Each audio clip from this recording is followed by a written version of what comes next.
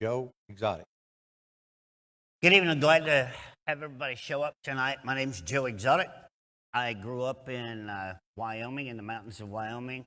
Moved to Texas in 1978, where I became the youngest police chief in the state of Texas's history at the age of 19 years old. Been in politics ever since. Running for governor as a libertarian because I believe that it's time that the working person, I grew up on a horse ranch and a cattle ranch, it's time that the working person that's out in the real world in the other 76 counties of the state of Oklahoma has a voice, because they know what's wrong with this state instead of just inside the city limits of Tulsa or Oklahoma City and that big house up there. So I'm against all of the taxing and taxing and taxing. Every time they turn around and they mess up our budget, it's not their money, it's our money that keeps getting taken away from us. And this is harder than hell to get this done in 60 seconds. So I'll pass it on to the next guy. Next question will be answered and directed to Mr. Joe Exotic. What is your plan to address the instability of Oklahoma's current budgeting process that forces the state to depend on volatile and inconsistent revenue streams, such as gross production and sales tax? Yeah, well, first of all, in order to get our budget back online, we've got to hold people accountable for where the money's all going that we already had. We're missing, close to $100 million out of the health department and now $250 million out of the Department of Transportation. It's just crazy that we can sit back here as citizens and try and figure out how to keep paying the state's bills when the people that we elect that are sitting up there at the Capitol don't give a, because it's not their money, it's your money.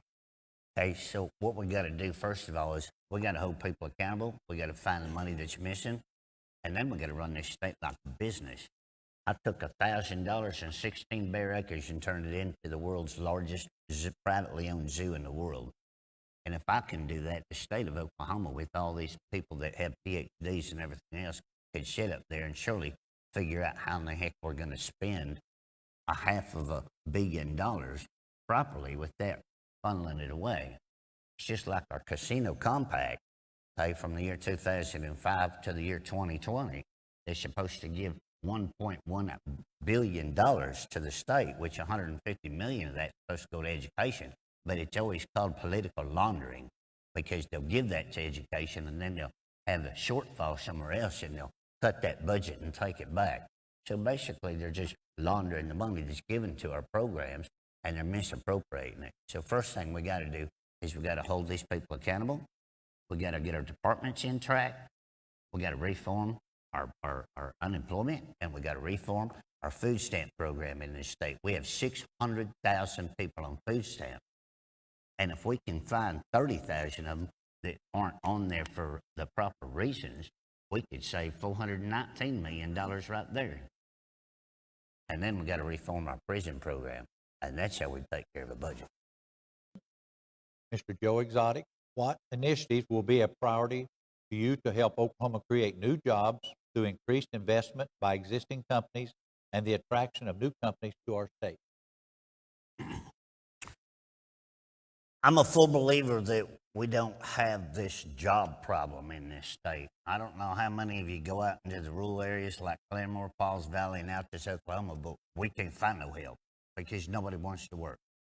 So giving tax incentives are not the answer to bring in large companies so they can move in, they hire all these people, and they can file bankruptcy in 3 years because they couldn't make it.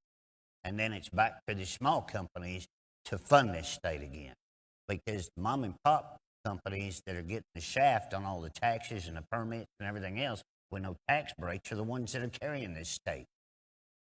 Gross production tax needs to be 10%. A quarter mile from my zoo, they are pumping 300,000 gallons of oil and sludge into the Ouachita River every day, and they get a permit. And we got a $200 ticket for burning boxes in our driveway because the ink and the wax went into the atmosphere. But they're the ones getting all the tax breaks, and they're the ones polluting and tearing up our roads, our rivers, the air. And then when the oil booms, where are they? They're people that are making $20, $25 an hour are back on our doorstep needing a job because the oil market went to hell. And we're, the small companies are the ones that are struggling out here keeping it going. So what we need to do is we need to, first of all, play a fair across the board. All right. Second of all, we got to get this state back up. It's a beautiful state, but it's run into the ground. Our parks are closed. We need to get our parks back open. We need to get our small businesses to thriving. And we need to run this state like a business. We have a tourism department run by the Chamber of Commerce, the State Chamber of Commerce. And they don't advertise anything but Oklahoma City and Tulsa. The heck with the other 76 counties. And it's time that somebody from the rural area starts running the rural area. Mr. Exotic, how will you propose adequately funding education to ensure that our public schools have the basic needs of up-to-date textbooks, technology, manageable classroom sizes, and a properly educated and compensated teacher workforce?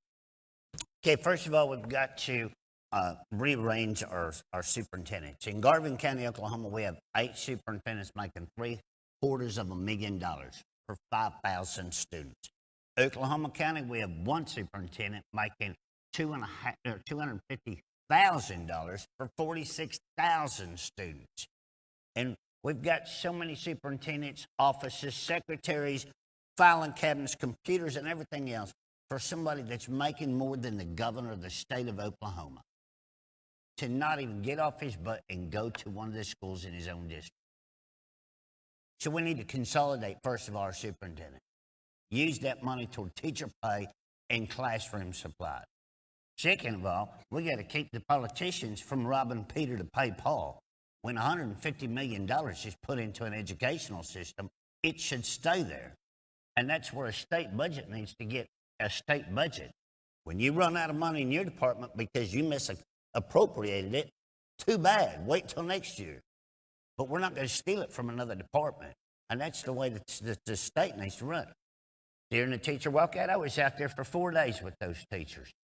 They raised the diesel tax 6 cents a gallon. Those politicians raised their own school bus gas tax of $1.2 million in the same department that we're trying to fix. That's how much common sense they put behind something. None of it makes any sense.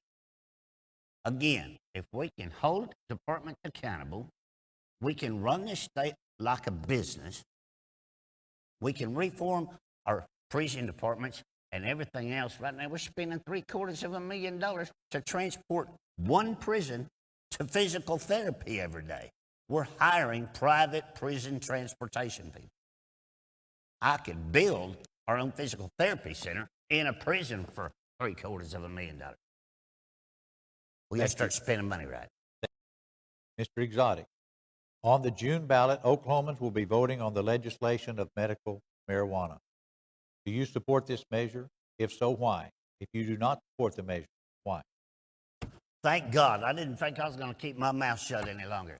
How many of you have actually read State Question 788? Raise your hand.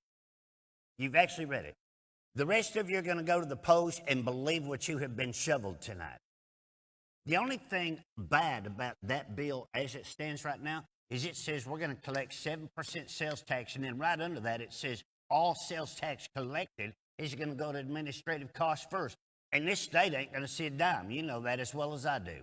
Second thing come up tonight. 6 plants, 6 seed. Them cops ain't here to arrest you. How many of you ever growed a pot plant? My 22-year-old husband could smoke 6 plants in a week before you could ever grow 6 more. So this is not about young kids getting high.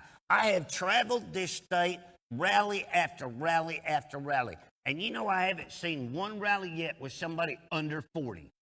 Most of them are veterans. Most of them are your age that are taking painkillers, oxycodones. You've got osteoporosis, or the arthritis. You've got something else wrong with you. I spent 16 days on life support in 2014, 37 days in ICU because I was born with a genetic disease that nobody had. I wish we had a big screen here because you wouldn't even believe what I looked like.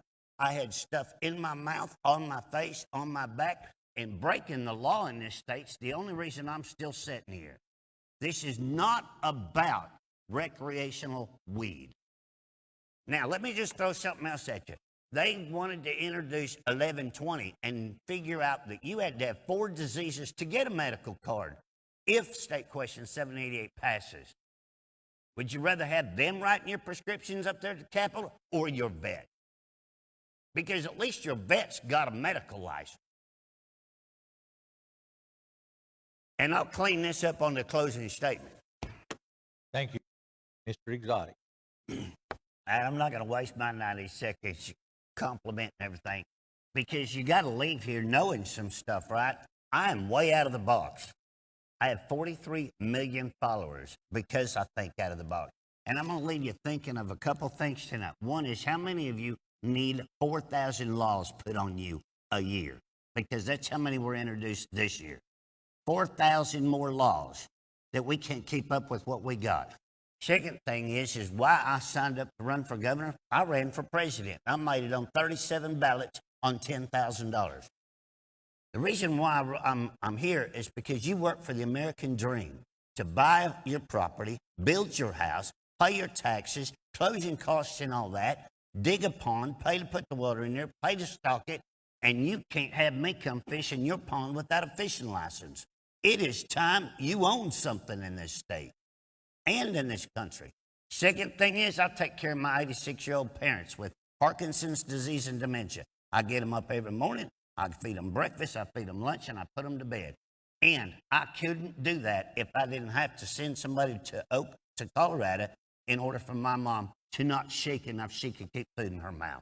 But on top of that, I want to leave you here thinking about something else. Our morals are way out of check in this country and in this state because you can raise more money on a dog in a dirty cage, find more homes for it, and everything else than you can one of you people in 10 years or your loved ones now in the nursing home defecating and urinating on themselves. And that's where we got to get Oklahoma back in track.